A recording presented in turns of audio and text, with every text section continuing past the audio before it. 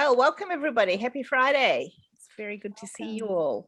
So I'd like to begin by acknowledging the traditional custodians of the many countries on which we're meeting today and recognise their continuing connection to land, waters and culture. I'm speaking to you from the lands of the Greater Kulin Nation, and I recognise that their sovereignty was never ceded. We pay our respects to elders past, present and emerging, and we extend that respect to the First Nations people joining us here today. So my name's Justine Clark. I'm from Parla. Welcome to the Parla Lab 09, which was convened by Carly Marnane and Rebecca McLaughlan. Today Carly's unwell, so I'm stepping in to do some hosting as well, but she's here in the background to keep an eye on us all. We're going to start with two short presentations as usual, followed by a discussion led by Rebecca and myself. We welcome questions from the audience, as you probably know. Put those into the chat and we will invite you to pose those live to our speakers. And often we also just get a really great chat going on in the chat function with people, answering each other's questions and offering, thoughts. And that's really kind of fun too. So if you'd like to do that, please get involved. So it's lovely to see you all, and I'm going to hand over to Rebecca now to introduce today's event. Good afternoon. I am Rebecca McLaughlan, and for those who've not met me previously, I'm a research fellow based at the University of Newcastle, and I investigate the relationship between design and wellbeing within healthcare spaces. But we're here today to talk about post-occupancy evaluations, what we can learn from the life of buildings. Now, I'm super excited to hear from today's speakers because I've long thought that POEs represent a significant opportunity to further architectural research in ways that could contribute significantly to conversations around the value of good design. So often, we think of POEs as being focused on the functional elements of a specific building. And what I'm hoping we'll come away with today is a greater appreciation of the broader opportunities of POEs. And within that, where are the opportunities to capture different kinds of data, and how might practitioners go about tapping into your own buildings as a valuable repository of knowledge? Our second speaker today is Jessica Breadsell. Jessica is a postdoctoral researcher at the Curtin University Sustainability Policy Institute. She has developed her expertise in post-occupancy practices relative to net zero energy homes, work and community precincts. Jessica has worked on longitudinal studies in living laboratories around Australia on how emerging technology is used by people in their daily practices, including in the White Gum Valley precinct, the Fairwater Living Laboratory, and university campuses.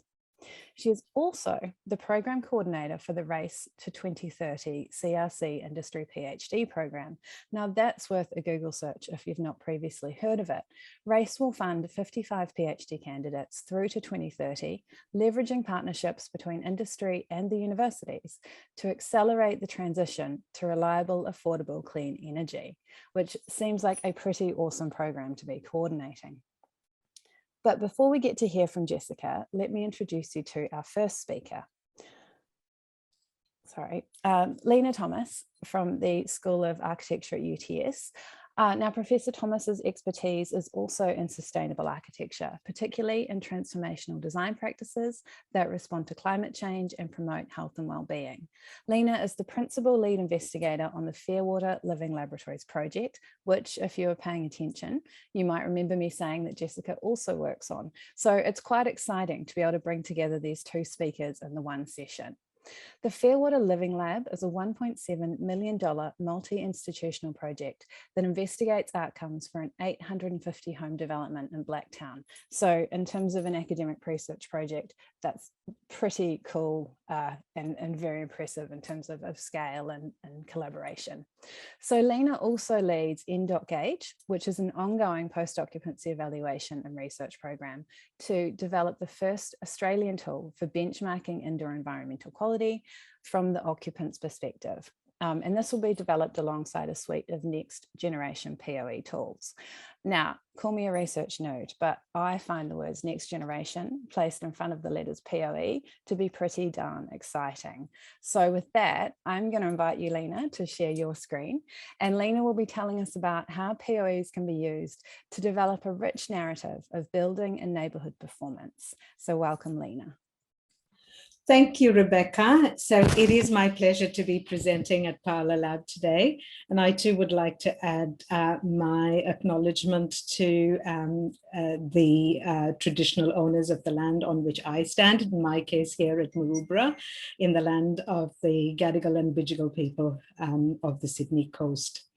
And in today's short presentation, as I share a little bit about my approaches to post-occupancy evaluation, I'd also like to acknowledge the host of people that I've collaborated with in the last 20 years, whose work as researchers, colleagues, team members, students, etc., have really added to my research in this area, which is a bit of a passion for me. So I'd like to start with this example of the very first post-occupancy evaluation study I did way back in 2003. And this was for an award-winning building that some of you might recognize from Sydney. It's the Headquarters Training Command for the Defence at Paddington. And it was completed at a time, designed before the Sydney Olympics and completed a few years later, and was written and was done at a time when, you know, people were interested in this whole notion of the integration of sustainability and in the ways in which we could look at how we could advance that. And at the same time, you know, designed quite interestingly at the time as a collaborative design process between the designer, the structural engineer, and the environmental consultant, as well as the builder. Being a building for the defense, they had already come to the party in wanting this to actually perform and wanting to have it perform at a 5-star energy level.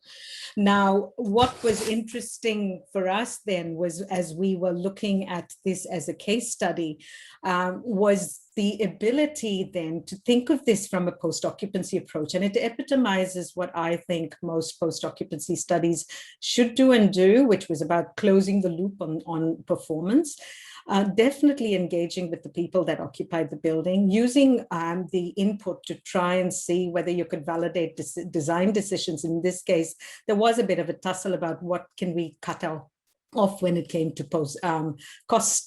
value engineering, but really the solar chimneys were so integrated into the structural system, there was nothing to cut out when it came to that point.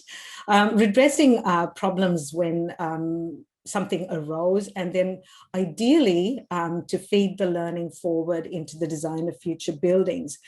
And so what was kind of pleasing at a time when people were still saying, sustainable buildings, green buildings, what's that about, was that it was wonderful to see that the building had achieved its top 5-star energy rating. Now, on the other hand, what I kind of was dismayed about was the fact that when the ratings of the occupants came through, while they thought it was good for some aspects, the design, the image, etc., they actually rated it quite poorly for comfort, for the effect it had on their perceived productivity and their perceived health. And so this idea then that we might be able to get some findings to prove a point turned much more into a learning exercise. And this was interesting because if you thought of it from an energy perspective at that time, particularly with the energy costs in those days, it was less than 10% of the budget of an operational cost of a building. Whereas if you thought of it in terms of who's working there, you know, salaries were a significant component. So working out what mattered and for whom meant, in this case, learning lessons, which I'm not going to go into detail, but about, you know, erratic temperature controls, the fact that the way noise was exacerbated with exposed thermal concrete ceilings, some things which could be fixed and retrofitted, but the fact that there was so much to learn from a building that had actually taken a few steps to be different, and it was really important to understand what worked and what didn't, and look at how you could move forward. What this kind of underlined for me very early and has sort of carried through in the way in which we've looked at post-occupancy is not just that this is about on-ground verification and user feedback.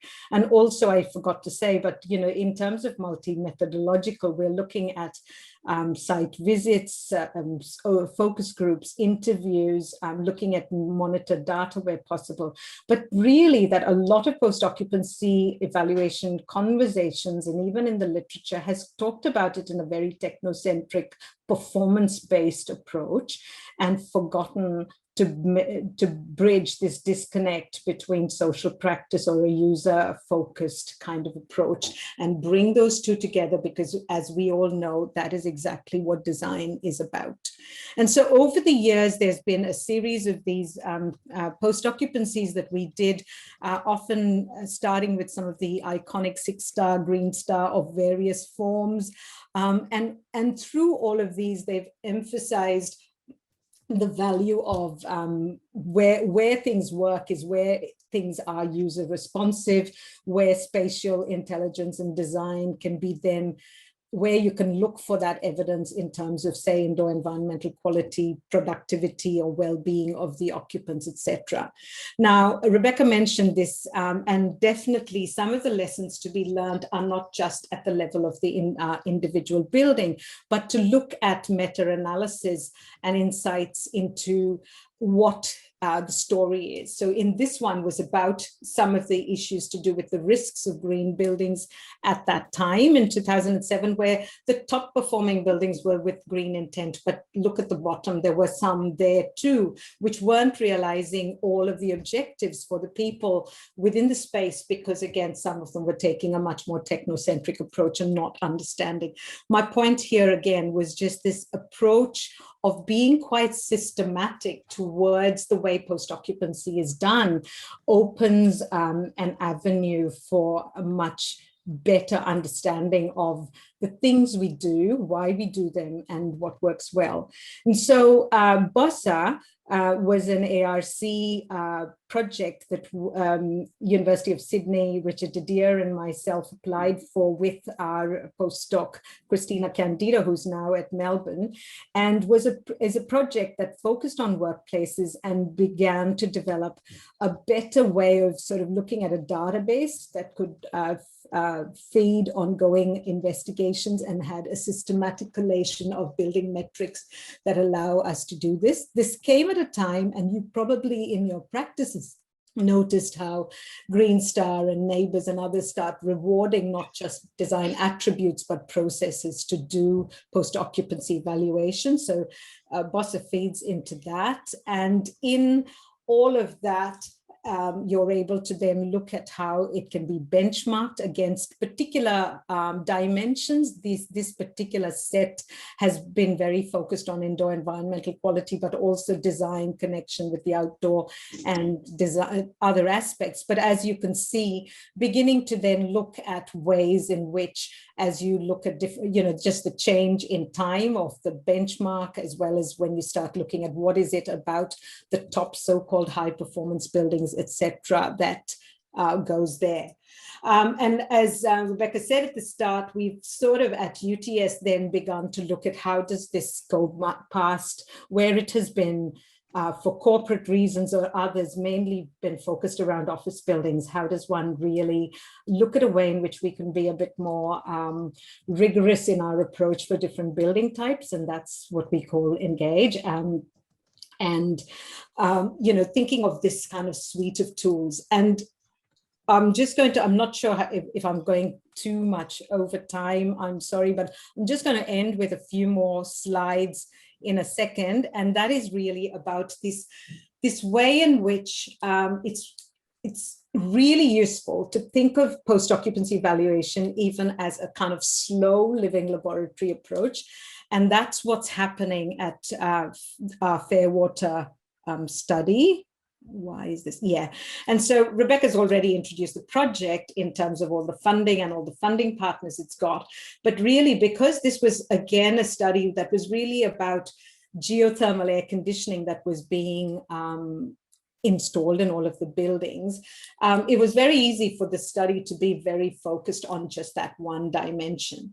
But co-designing it with the building, with the stakeholders, we've been able to actually unpack a series of stories that has involved recruiting 40 homes to do some detailed monitoring and analysis, other bits which have got precinct level monitoring of energy uptake and comparing it to a neighboring suburb in Kellyville, snapshot surveys in on extremely hot days and cold days to understand through SMS how people are coping and what their practices are, and even looking at the way in which the outdoor spaces are being used and the take-up of that, and linking it across at UTS with some of our science and other people in terms of the urban heat island effect and things like that.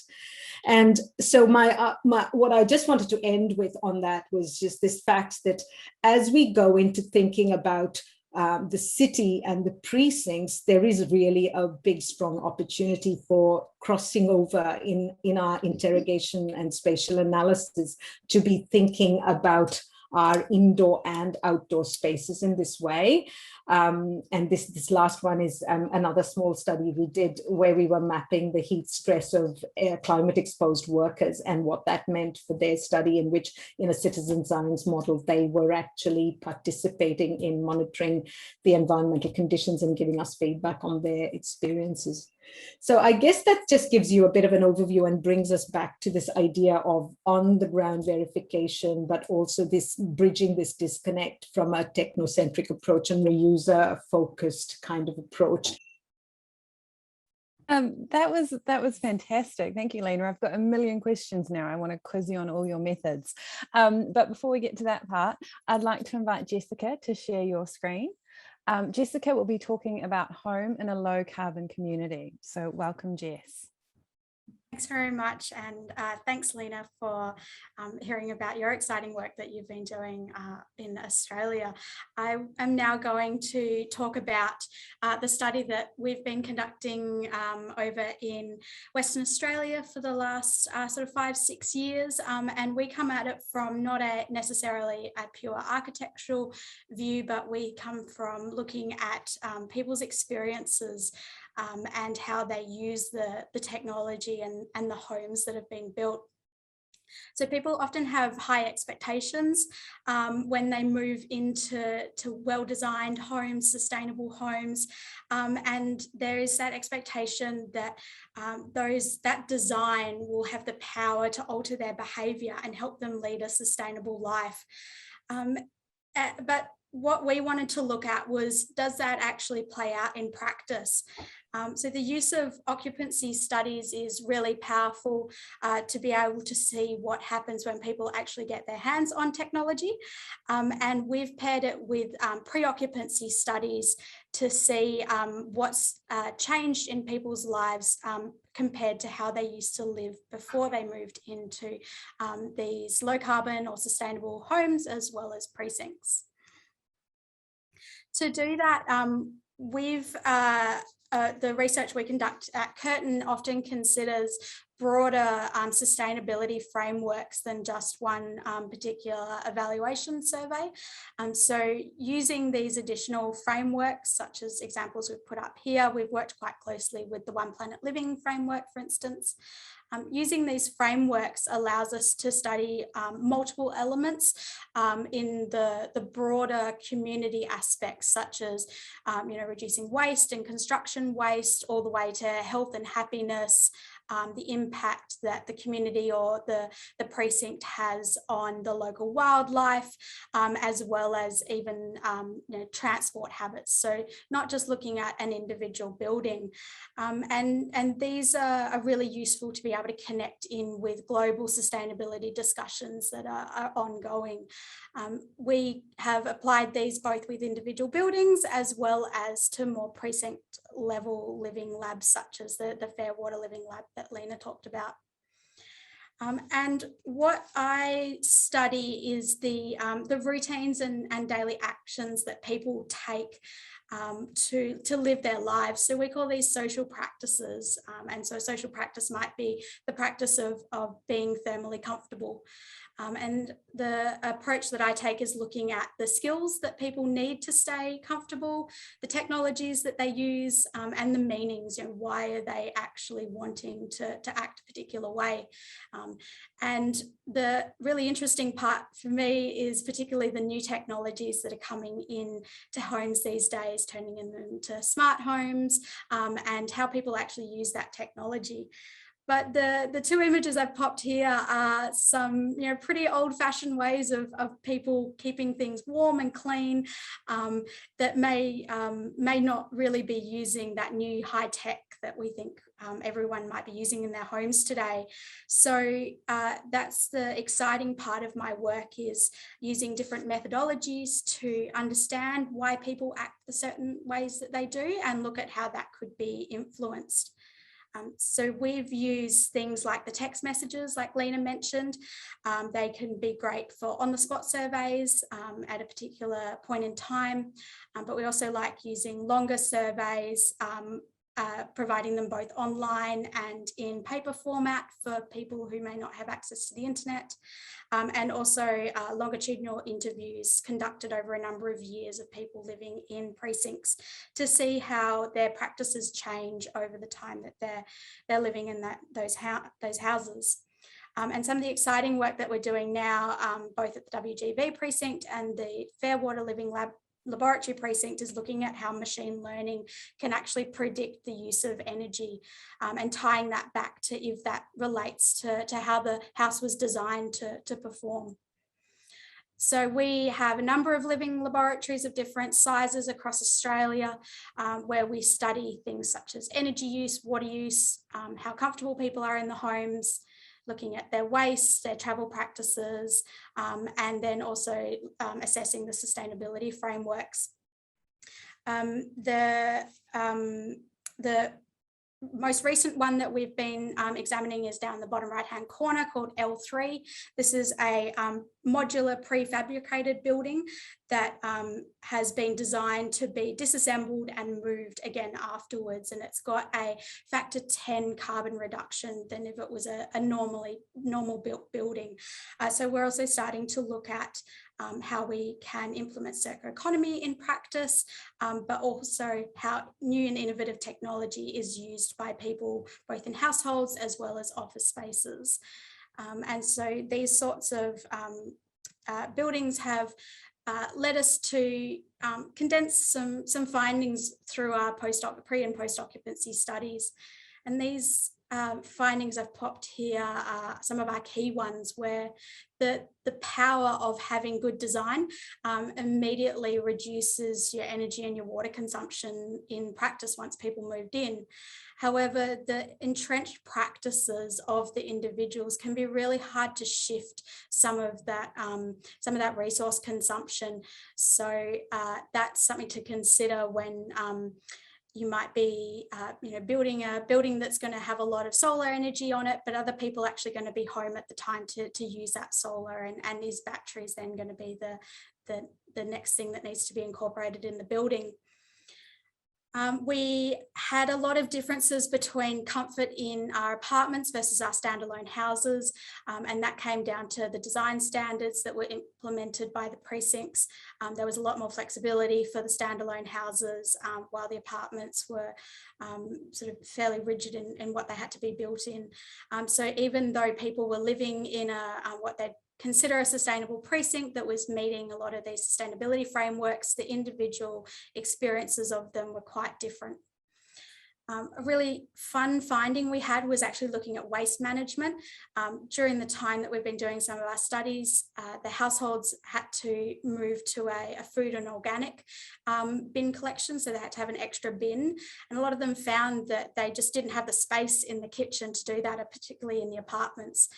So being able to make those changes was very hard for them, but they relied very heavily on being supported and educated by the people who lived in the precincts.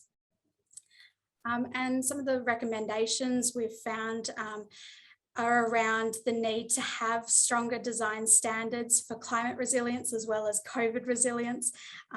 Being connected to your neighbours and open spaces was really important to all the people in our communities. They don't just want to be cooped up in home anymore.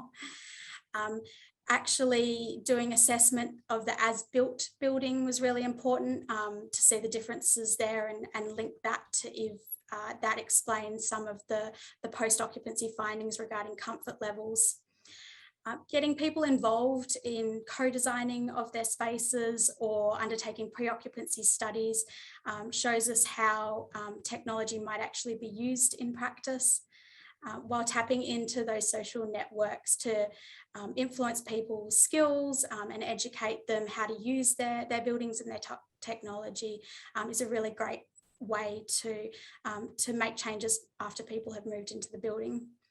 Finally, looking at automation for shifting loads and designing for reuse and retrofitting, such as the L3 modular building, I think is going to definitely be the future of our buildings. So in conclusion, the work we've done here in Curtin has used some additional frameworks that look at sustainability more broadly instead of just the individual design of the building. We've done some really exciting work over the last 5-6 years of looking at longitudinal studies of how people use the technology in practice, not just how we hope they would use it.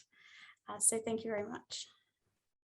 Thank you both. That was incredibly, fascinating. And I think everyone's got, we've got lots of questions in the chat. I know Rebecca's probably got a bazillion. We've got some pre-planned, so we'll just see how far we can get with it all. But there's so much here to talk about. I wonder if we can just start with, it's so clear that there's so many benefits to taking POE really seriously. And there are sort of challenges to making that happen, I guess. But I wonder if we could also just briefly talk about what the risks of POE are. Anybody? Okay. I can go. Or are there none?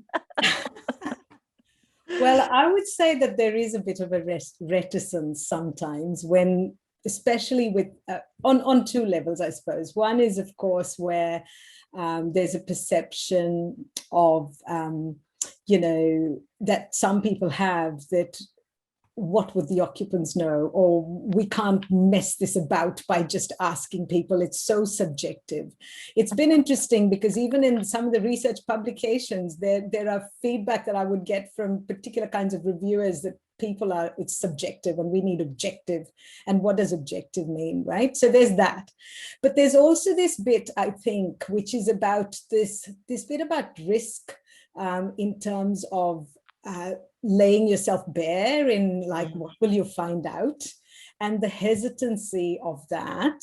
And I think it's because there's not enough of it happening. And therefore there isn't a comfort, I would say, in feeling it's okay. We made an assumption, it didn't work, but is the design adaptable enough? And I think that is one of the reasons. So we do have that. We've also got probably, places where sometimes when for rating purposes, developers and designers want tenants to do it. And they're like, we don't want our employees as part of this, or the other fear that tenants might come up with problems that, oh my God, we don't want to fix. So there's that as well. It's so interesting. I think it sort of relates to the sort of broader context of criticism too, doesn't it? About letting a building open up to the world, letting a building having a life and learning from that life, rather than being the reception of the building being so framed by the intent of the architect. I'd never thought about it this way. It's opening up all sorts of things for me. But I know, Jess, do you have anything to say quickly about risks? And I know Rebecca's got a million questions, so I'm going to hand to her after that. Definitely. We've been really lucky to work with some great industry partners, including Development WA, who's the state land development agency here in Perth, who have been really open to undertaking these pre and post occupancy studies. And they've been really open to hearing both the good and the bad, or the good and the things to work on. And it's been great to have such a good cohort of residents who have been engaged in the research and willing to open up their lives. Some of the details you get from them is crazy, particularly when you ask them, like, when are you showering? And they're honest. But it's been great to be able to take these learnings forward, particularly with Development WA. They're now starting to do precinct to East Village and leading up to one called Hamilton Hill. So we're starting to move up from just a smaller precinct of about 80 homes to up to sort of 500 plus. And they've been really open to taking those learnings with them, which has been really a good collaboration between us.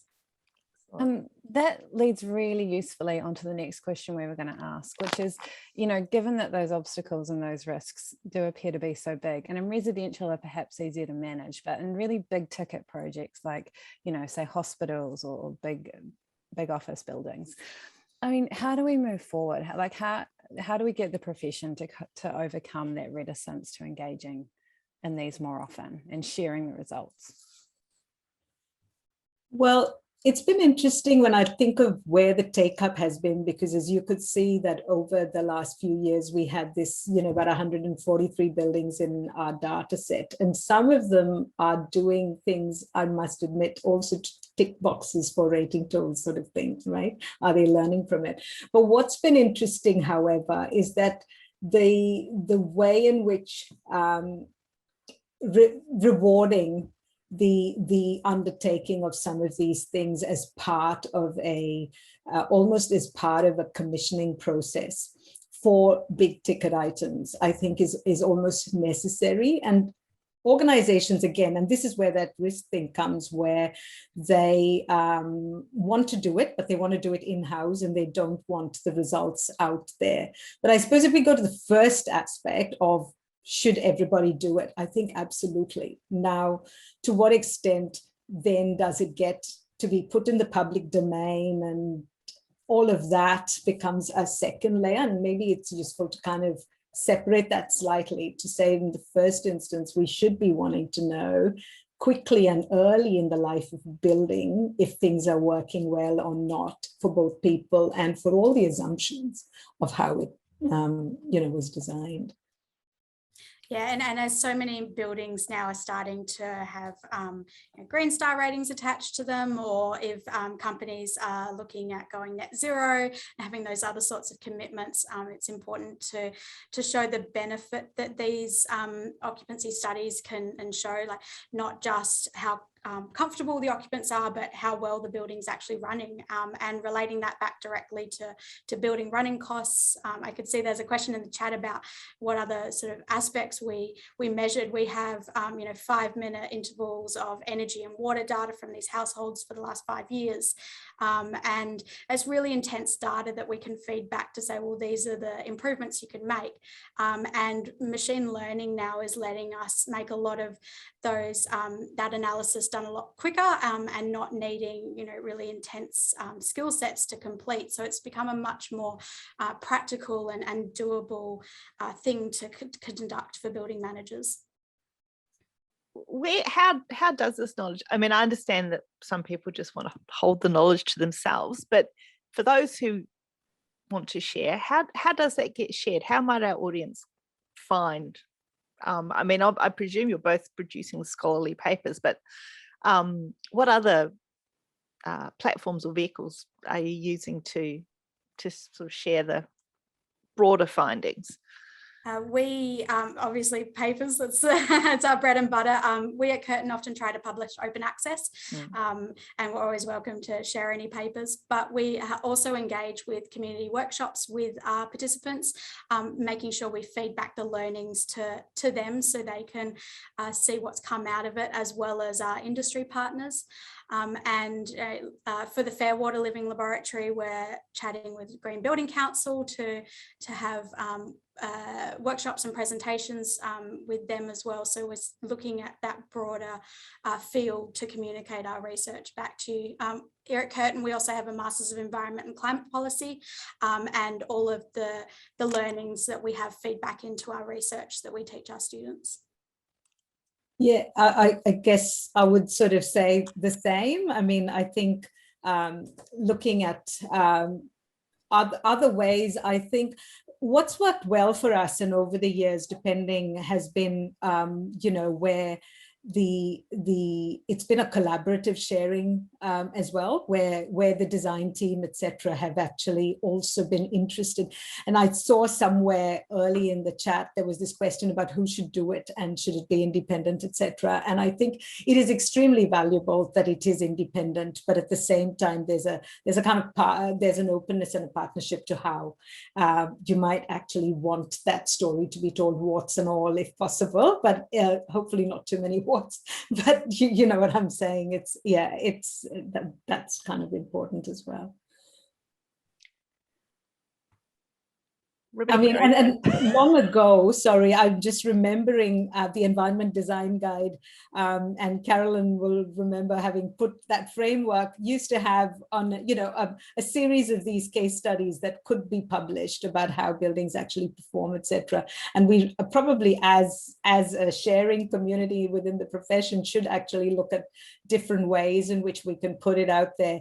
The citizen science model that we have, we had hoped that City of Sydney would take up when we were doing that pilot project with the courier riders, etc. I was thinking this morning, maybe we need a particular kind of platform of sharing stories across buildings that would be, maybe that's a parlor and education kind of project. I don't know, like, you know, sounds great. We've got like, sorry, we have enough ideas and no time. Justine, I got distracted looking at all the great audience questions.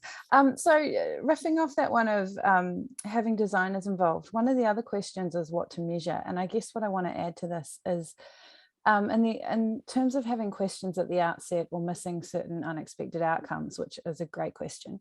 Do you find that having the design team involved helps you to kind of identify what those more interesting aspects of the design are that you might otherwise forget to check? And could you give us any examples of those?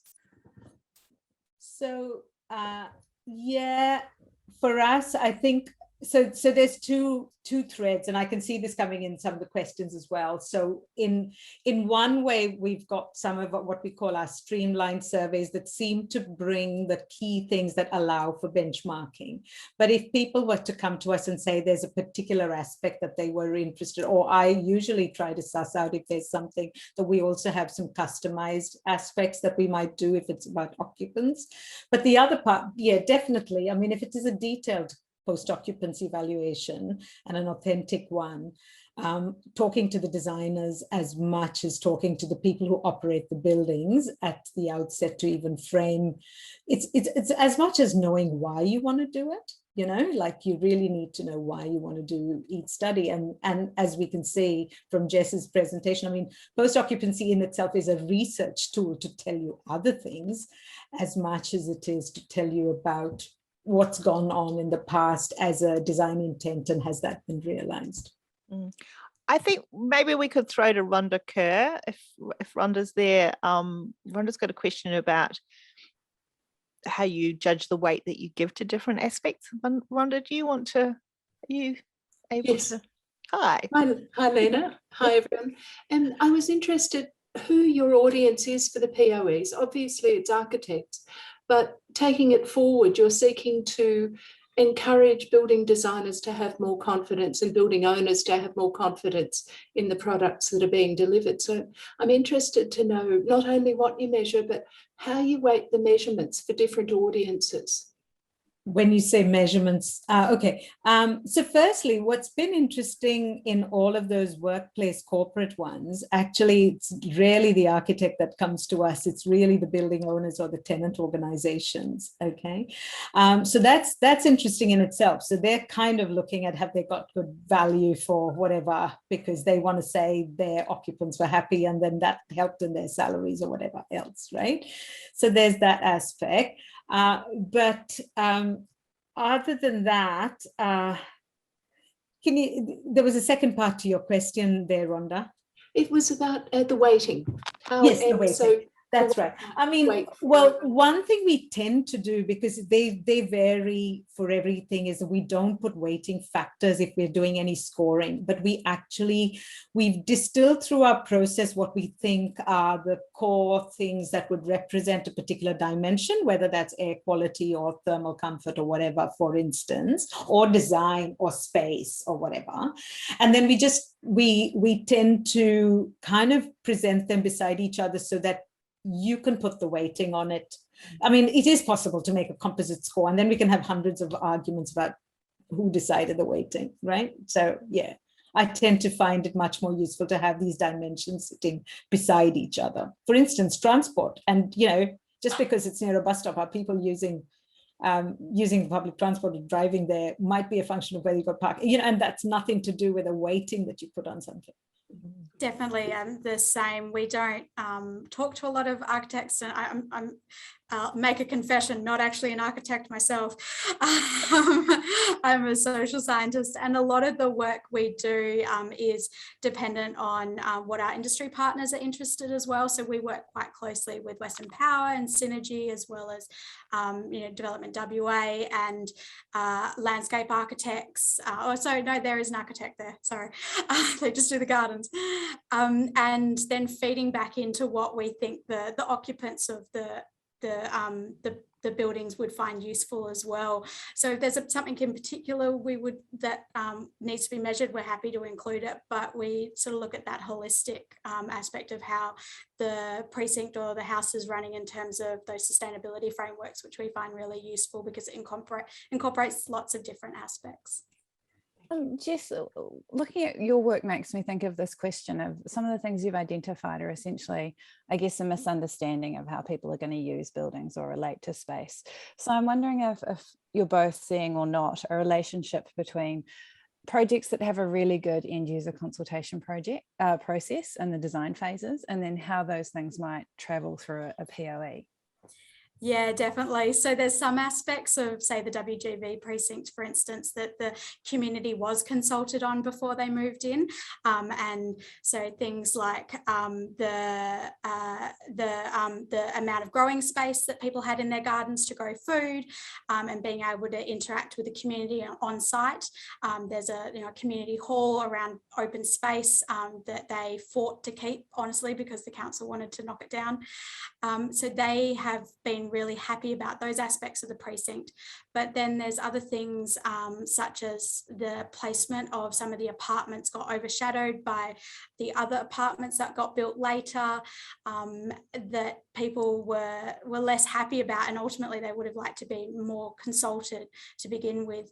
And particularly with our House with No Bills process in Melbourne, we just threw a heap of technology in there because that's what our industry partners wanted.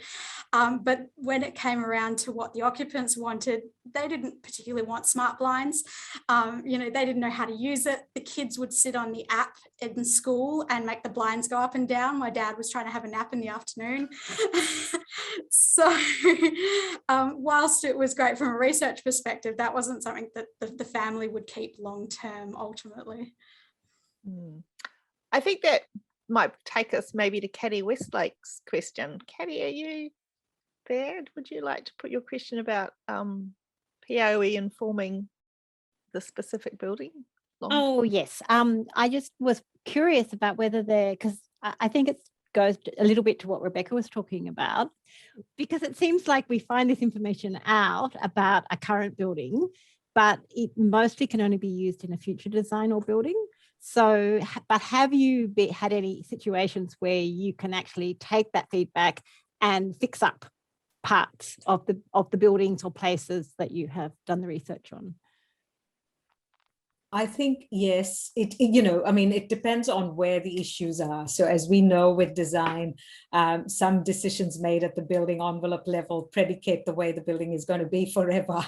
And if you've decided to make a dumb glass box that's completely air conditioned, it's going to be a lot of work to fix it. But I mean, I think we have seen situations where some aspects, even in that very first building, some of it was just about the controls, or, the fact that those fixed louvers weren't protecting the building from glare at all times, that, they had to put in blinds and so on. So I think it just depends on where the issues are and how, and this bit about working with the people sometimes helps co-design solutions as much as them going to Rebecca's earlier question about where co-designing has helped get better outcomes. So for instance, this whole thing on activity-based working in office spaces, we've found, get really good results when the people are involved, but also where other bits in terms of breakout spaces and,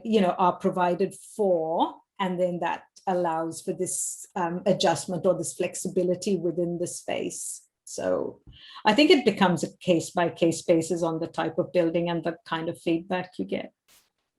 Yes, because I was just thinking that's kind of the gap, isn't it? Which I think a few people have spoken around, that we find out this fabulous information, but it has to be given to another set of designers or people making places going forward for it to be able to be used and acted upon often. And it's closing that gap, I guess, would be fabulous. That question about the types of feedback also comes to who's collecting and asking the questions, doesn't it? So Shari Blanche, you've just put an interesting question in there. Did you want to ask that? Are you here? Yeah, sure. Yep. I just wanted to know if the POEs are coming from purely an architectural perspective, or if you involve engineers in the process, because I guess as an architect, we can miss some of those other aspects. So I guess, Jess, are you okay for me to talk about this? Yeah.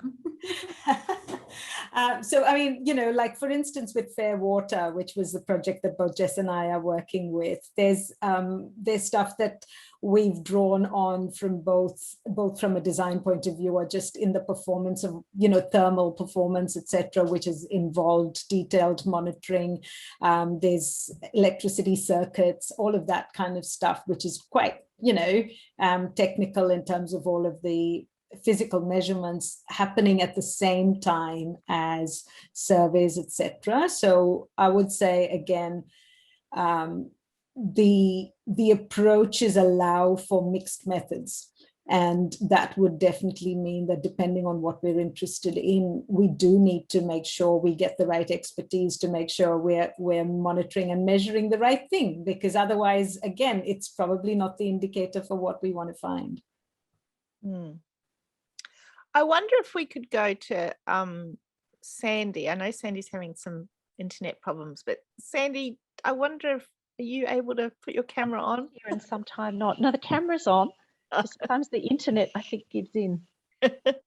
Well, I was just very interested in your kind of comment about POE being included in scope of some projects, but not always being followed through fully.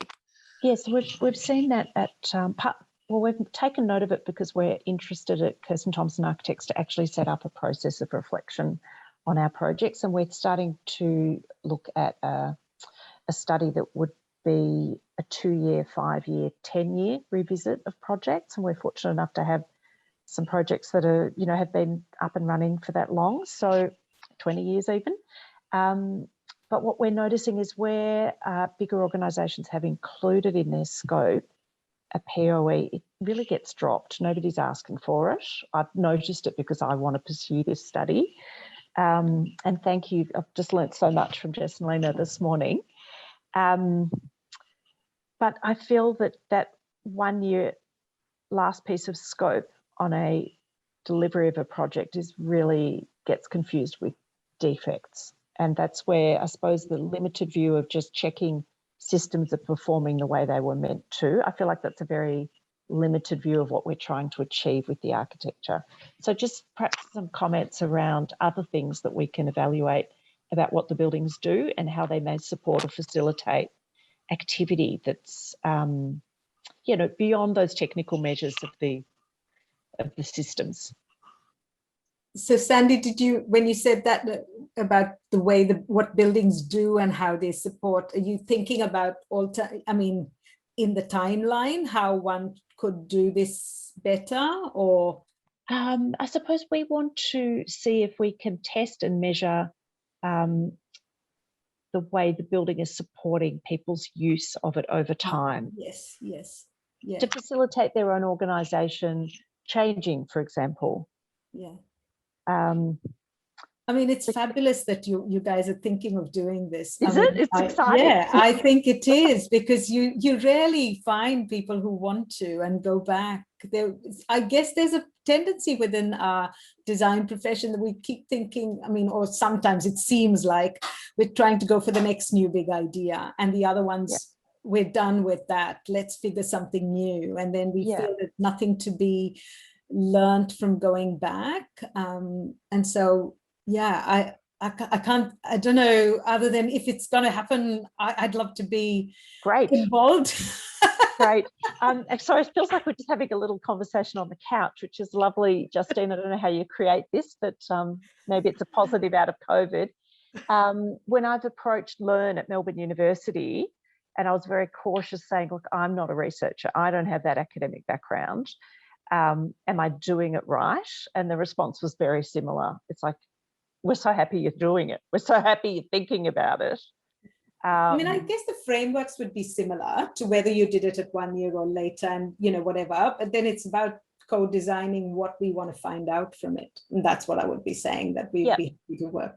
Yeah. And so, I mean, I think it comes with the luxury of being a firm that's grown, that we actually feel we want to make this personal investment in the research. I mean, whether a client would pay for it, that would be even better. But yeah, we're at a scale where we are excited to take that step ourselves and do the research.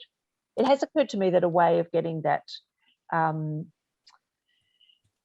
not looking at yourself, so I can't quite think of the word, but like to team up with another practice and come up with a system and then do each other's projects, do the reflective work on each other's clients.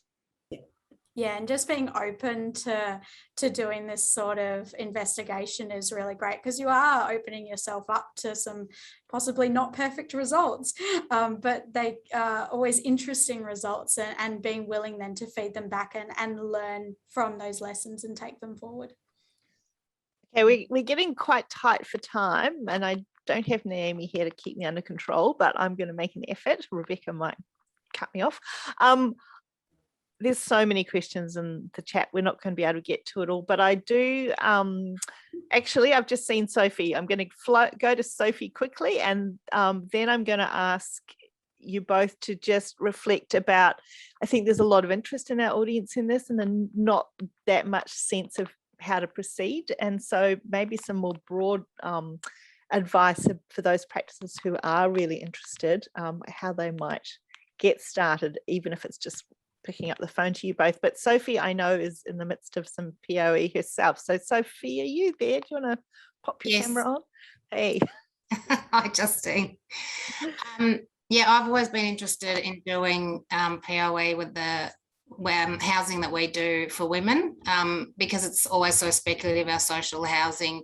You never find out if the design assumptions you make actually hit the mark. So yeah, we teamed up with Monash University and we won a grant with Lord Mayor Charitable Foundation to do that. So that would be my recommendation. Yeah, perhaps one university that you can partner with and look for some grants. Yeah. Definitely, yeah. And like I was a PhD student when I did a lot of my work, now moved into practice with it. One of our students in Fairwater is a PhD student. So there's often students or short projects that can be done even for your masters, your honours, that are around these sorts of studies. We're always looking for really practical case studies to do research on.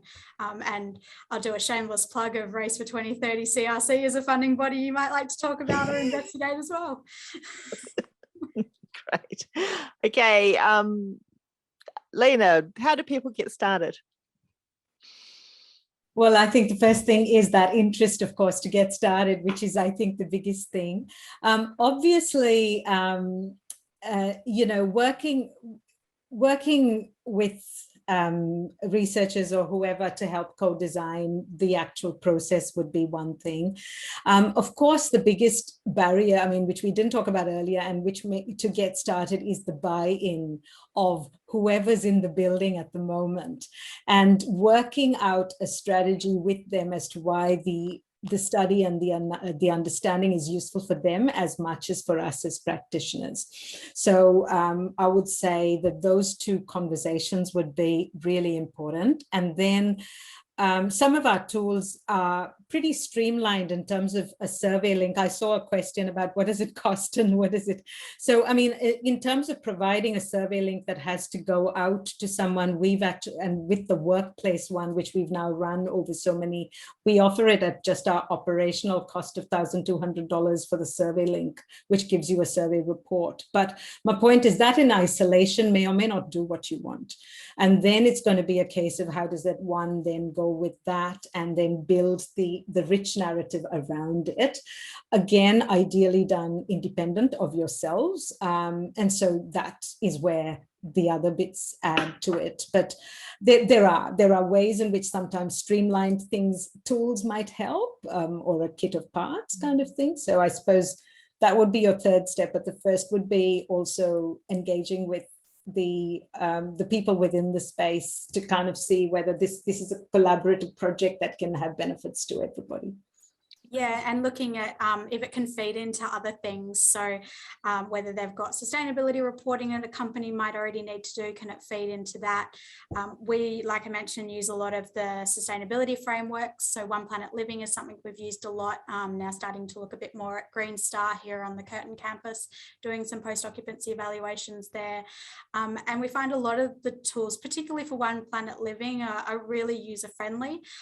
It might just be a bit of time that you spend doing some data collection, which is where you can team in with things like your researchers, or it might be looking at some bills or data that's already been collected in managing an actual building. So you might already have access to more data than you realize. It's just pulling it together and putting it into a coherent framework that can then be used to make recommendations. Excellent. I'm just going to float the idea that maybe we should pressure the AAA to do an entire conference on this theme. I'd love that. I didn't suggest it, but everyone else go ahead. I think that sounds very ambitious. I was also thinking that perhaps at a more modest scale, Leena and Jess, we might look at trying to put together a small set of resources that we could make available on Parler. Happy to do that. And I can see that if I got that chat in text, maybe there are a few responses we can compile across those as well. Excellent. Okay, Rebecca, I'm going to give you the last word because I've been speaking so much. Have you got one more question, or shall we wrap up? No, just how impressed I am at the level of interest and I guess appetite for POEs. I think this is fantastic that architects are so interested in it. And actually a plug for our research, we are talking to practices at the moment who are doing research in-house. So if anyone wants to come and chat to us about it, we'd love to hear. Excellent. Great. Well, the challenge of these events is always that there's not enough time, but it's really good to see this conversation taking off. The reason I rolled my eyes when Leena said perhaps Parler could set up a platform is because we've got lots of new projects on at the moment, and I'm going to give a plug for those. So we just launching the Parler Reading Room, which many of you may wish to get involved with. You should have had an email about that in your email this morning.